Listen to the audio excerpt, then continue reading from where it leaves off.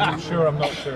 Sometimes, usually I have a habit of reading off the names, but I really haven't been doing that. So if you can't remember, or you're not real sure, ask me. I do have. During the War of 1812, while the Americans were fighting the American Revolution, the Royalists came up into this area, and it has followed the same timeline of Canadian history as far as just slowly kind of, breaking away from certain types of rule from Britain directly. So by 1982, Canada has been entirely run by itself. It's still considered a constitutional monarchy, but the Queen doesn't really have much say. Just giving out some awards, really. Is kind of what it comes down to. The country is run by the Prime Minister. The head of state, being the Governor General, is more ceremonial role today.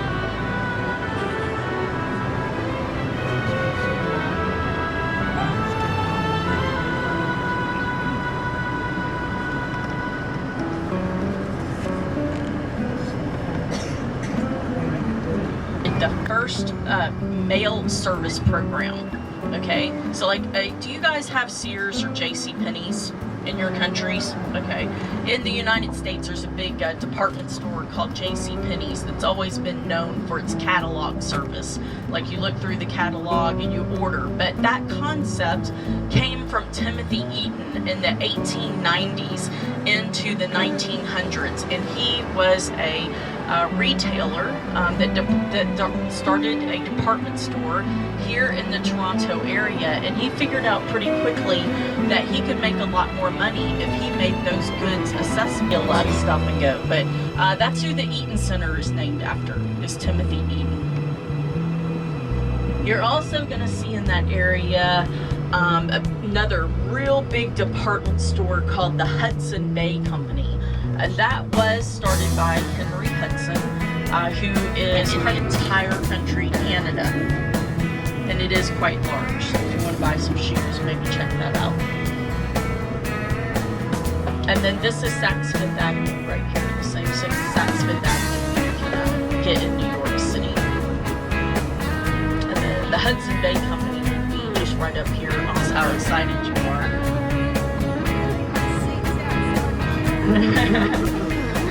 Yeah, so Saks Fifth Avenue here on your left. One of the major entrances right here for the Eaton Center on your right. We're on Queen. And then the Hudson Bay Company is right up here on the left as well. Some more shopping. Now, this is going to be, now that church I'm talking about is, but you might come across it and you might be like, what is this doing here? Well, everything else built up around it. This is a cenotaph, our first stop, okay? This is the other building that almost came very, very close to being demolished. And I'll tell you this story when we're off the coach. But in the 1960s is when this building was beginning. This first Chief Justice William Osgood. Now take a look over to the left. This is Campbell House. This is one of the oldest houses, the red brick house. This is one of the oldest houses here remaining in Toronto. It has a model of York on the second floor as it was in 1834, and a group of trial lawyers were able to save that house, so that's why it looks a little bit out of place in the city center. Now we are now on University Avenue. This street was totally redeveloped during the 1960s in order to accommodate the subway below. If you listen to the commentary on the quilt, it talked about that the first subway line in Canada was here in Toronto. And what they did when they linked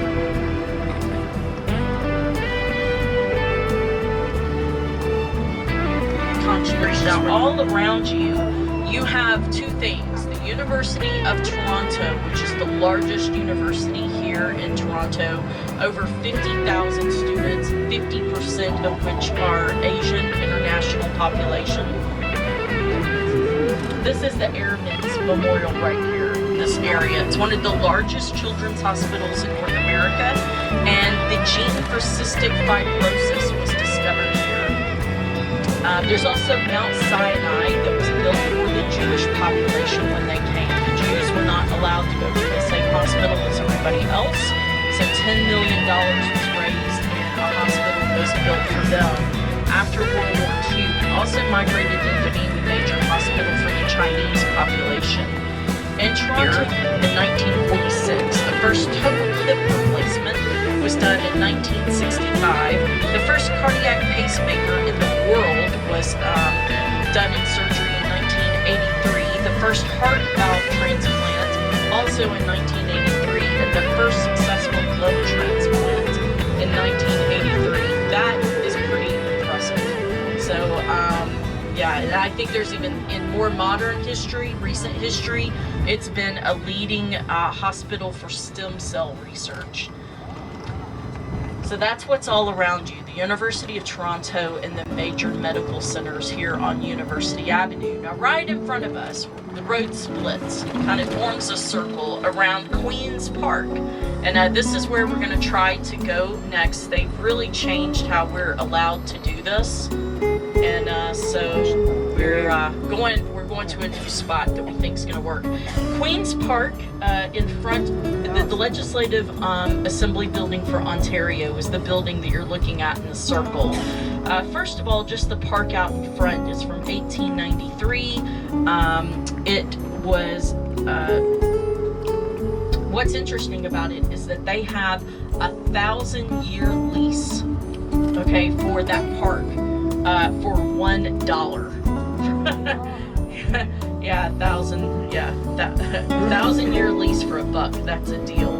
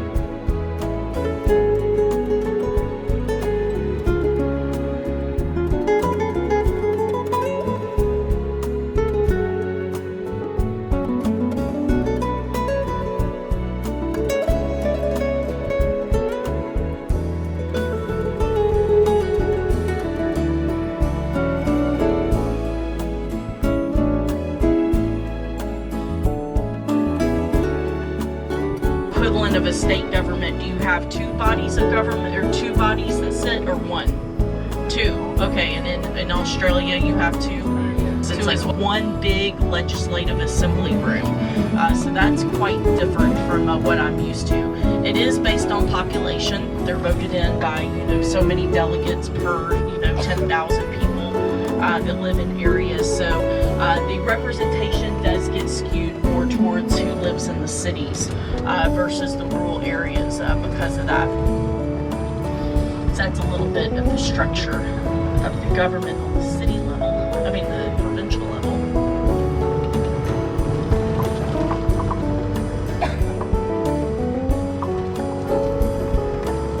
So all these buildings around us are the University of Toronto, or affiliated with the University of Toronto, or they're a hospital. So this is the women's hospital that we normally don't see, but we're taking a little different route. But there are over 2,000 buildings in Toronto affiliated with the University of Toronto. So it's a huge campus. Pretty much every single thing that you are looking at is part of the University of Toronto as we're driving around this area. It may not look like a university building, but it is. And that's why the provincial government has to lease that land for that park from the University of Toronto.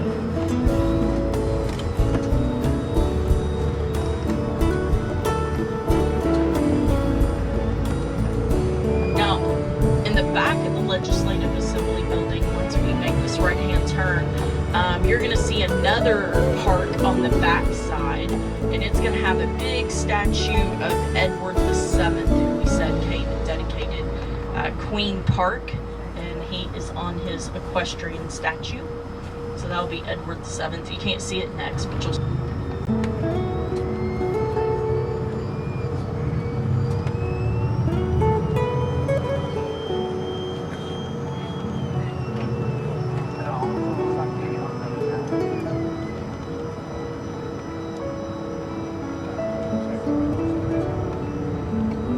So here we'll see the Edward VII statue.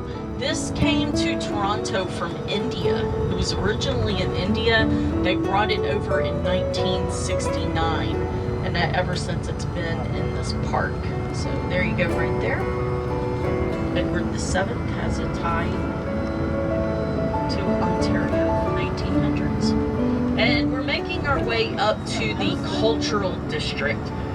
Once we get around this Queen's Park Crescent Road, as they call it, yeah, you're gonna still see all the black squirrels. Hey, I'll tell you something about the squirrels. I have seen an albino squirrel. An albino. You say albino? We say albino. I saw a white squirrel with pink eyes in Washington, D.C. one time. And I took a picture of it because I was like, nobody would ever believe this. But then talking to my tour director friends, Royal Ontario Museum, it's Canada's largest museum. And it has a pretty interesting architecture style. From this side, where you're going to see all the school buses, it just kind of looks like a normal, you know, stone old building, okay? And it was, but if we ever get to turn the corner, which is, this is going to take a little while, honestly. You see what we're looking at in front of us. It has an entryway. There's a little white dome building here that's a planetarium.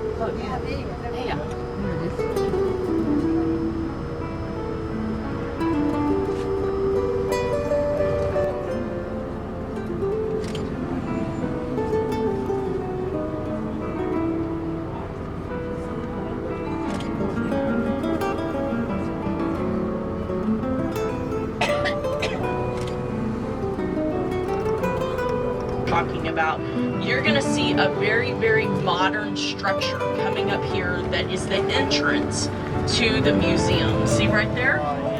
That's called the Crystal. Really weird, right? Very controversial, you know, very, very modern on, you know, a more 1800s, you know, building. That was done by Daniel Liebelskin. He's born in Poland. And it's supposed to look like a gem, you know, and that's why it's nicknamed the Crystal. They have a big crystal and mineral collection that's in that museum, and that's kind of where he got the inspiration for that. The museum is open till 5:30. It's about $17 for adults or $15.50 for a senior price if you're interested in coming back up there. And so now we're heading into the part of town that we're never in, but it's called Yorkville, okay? And you can see that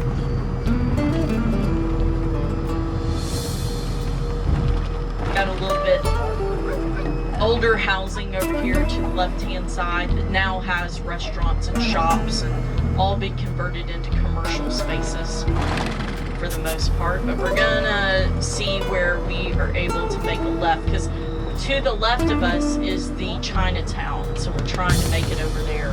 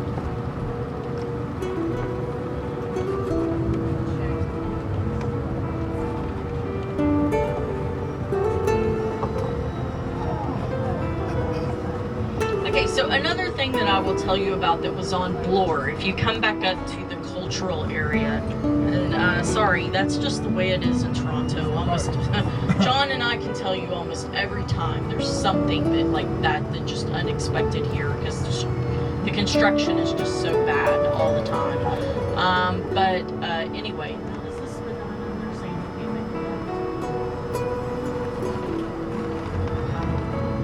Okay, but anyway, if we had made the left next to, or just a few blocks down, not very far from that Royal Ontario Museum, is another really interesting museum, and you'll see it on your map, called the Bata Shoe Museum. B-A-T-A. It's really unusual to have a museum dedicated only to shoes. Not fashion, but shoes, okay? It's real neat. They have over 12,000 artifacts of shoes and socks, or footwear in general. They have some shoes from Marilyn Monroe, Gandhi, Winston Churchill. They have a pair of socks from Napoleon, but probably my favorite thing that they have in there are shoes that were worn by Terry Fox. Now, do you know that name, Terry Fox? Yes? Yes. So some yes, some no.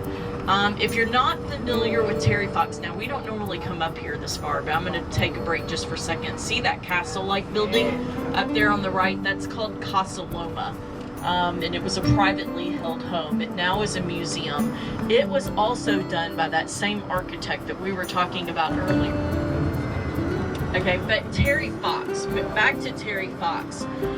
If you are not familiar with him, which I wasn't until I did this job, very, very inspirational guy.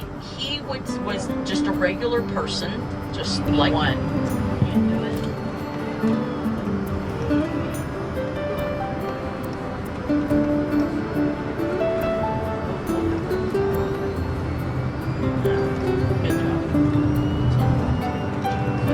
Yeah, we didn't see that.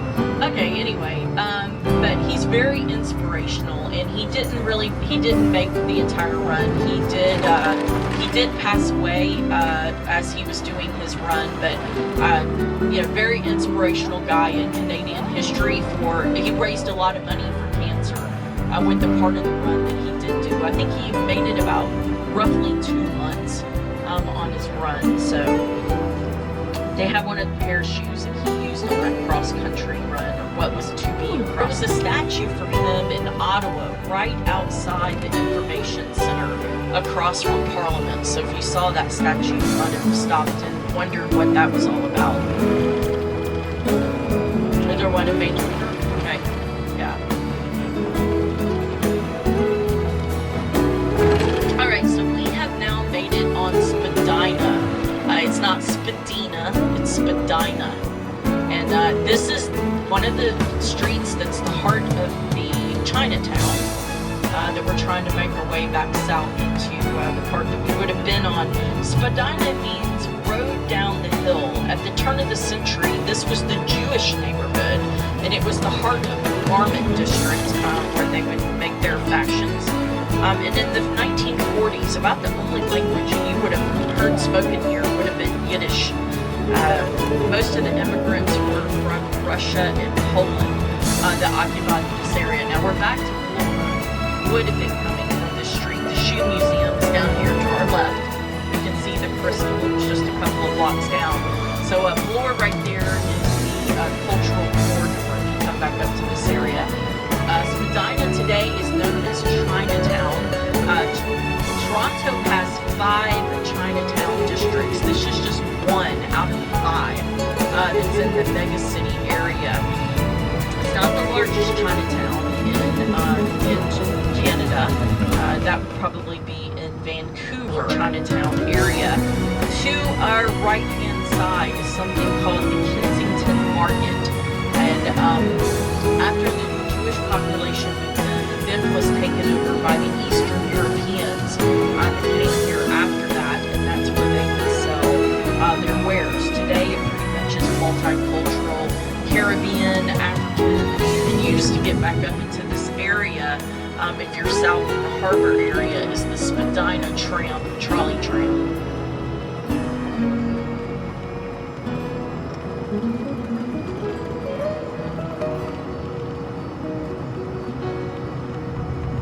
so we're about to go around what's called the Spadina Crescent. This is one of the academic buildings now for the University of Toronto. Before it was University of Toronto, it was Knox College. It was originally established by the Scots, and you can see that the building is very, very, very much under construction. It's been this way for a couple of years. They pretty much have kept the original facade on the front, but they're expanding the back into a new modern academic building. And once we pass this crescent, we'll be getting into more of the things that are going to look like Chinese writing and all that good stuff.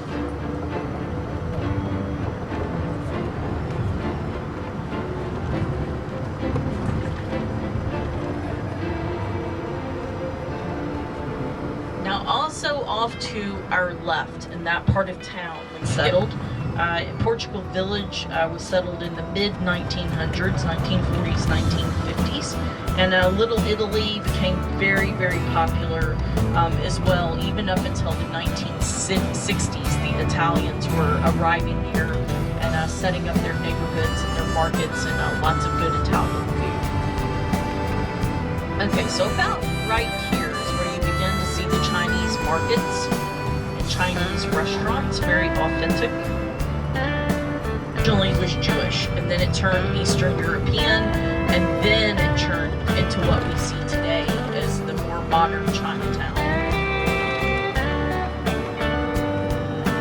In this area is the most densely populated Asian neighborhood of anywhere in Canada. So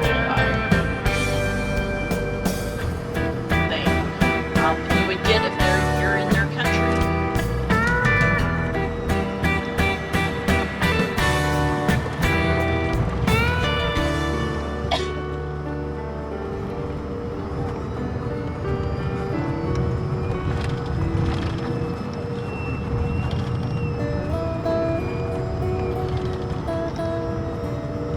Got a little neat gate here to the left. That's supposed to symbolize unicorns on that gate over there, the red gate to the left.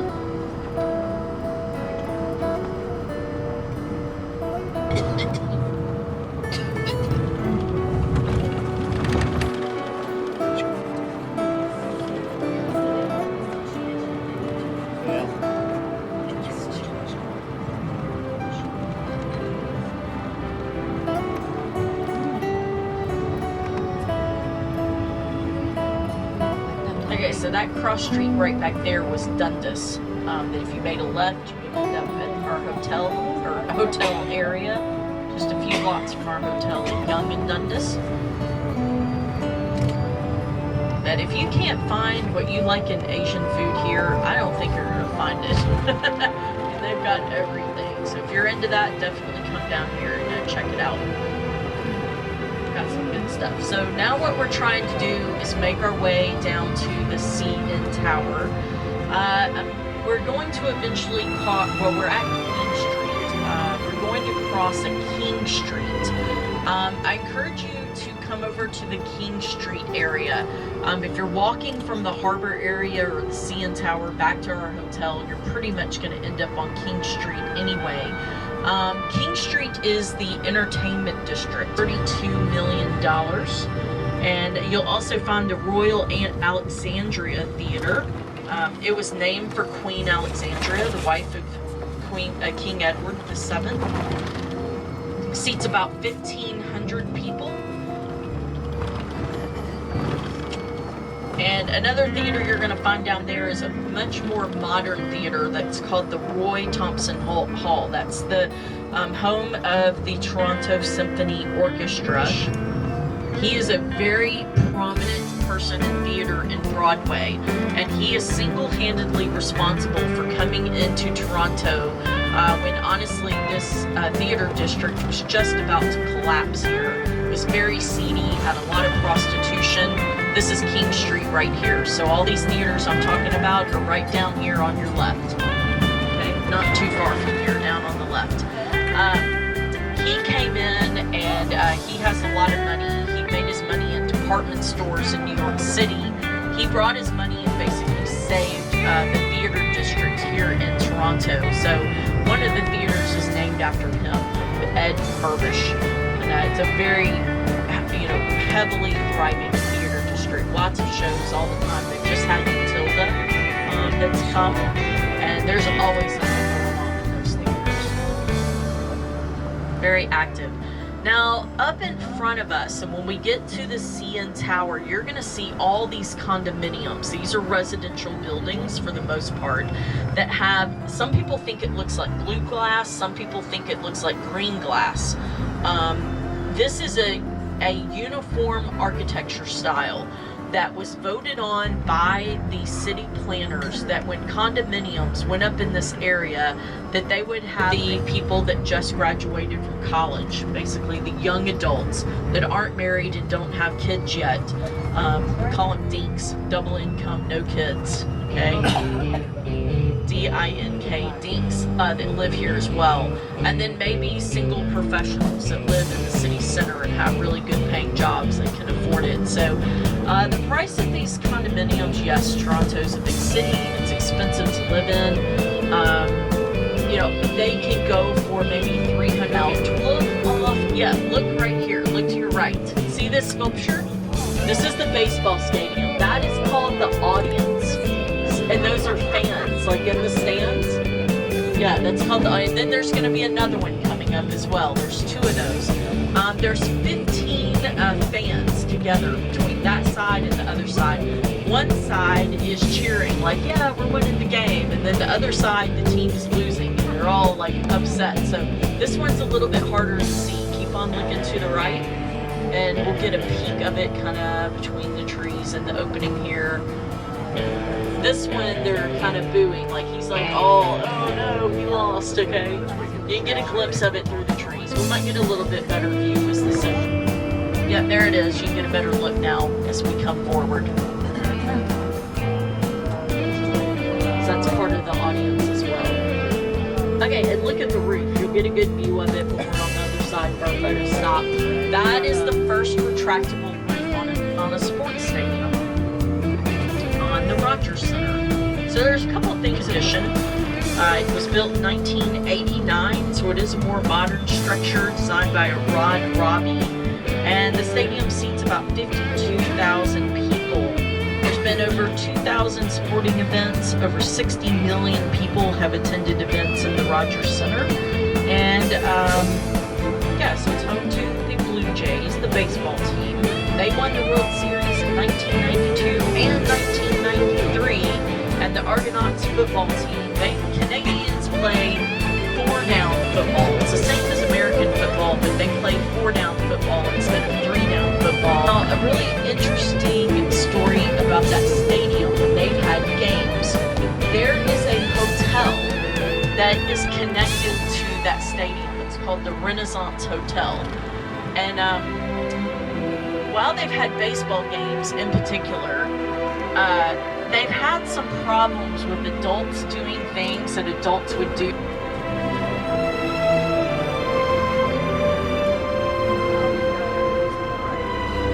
This has one of those turntables where the locomotives would be turned around, so they call it a roundhouse. And it's now been turned into a railroad museum. And the best picture of the tower is towards the back of this roundhouse, because you're back far enough that you can look up at the CN Tower. Okay, so 553 meters, 1,815 feet. I think it's technically 14.5, okay? 18 feet for the CN Tower. And we'll get out and let you take a photo shoot of the trains, the tower. You can see the Rogers Stadium. And we're just trying to find a spot because it's just not as popular in the U.S. as it is here. So they just played the Stanley Cup. The Pittsburgh Penguins won the Stanley Cup this year. And it's not surprising because they've got the best player in hockey. His name's Crosby. And Sidney Crosby. He's Canadian, isn't he? Yeah, he's Canadian, but he plays in Pittsburgh.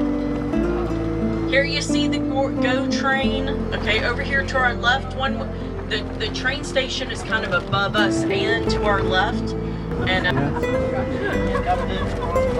it is unrelenting. I mean, John and I are just like, what else can they tear up? Bus station right here, the Union Station bus terminal. The trains, even though you can't really see them, are all to our left.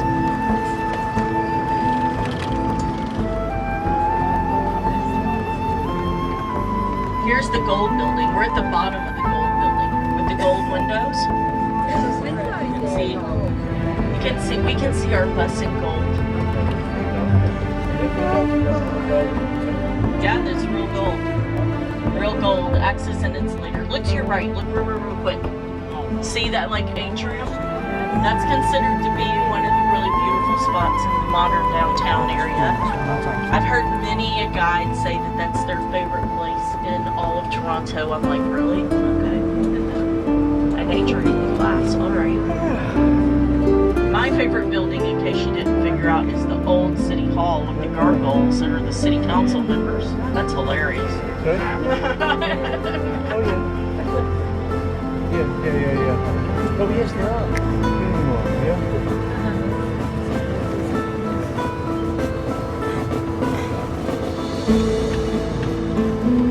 Alright, so we're making our way up into the financial district. There's a corner up here that every single corner is a major bank.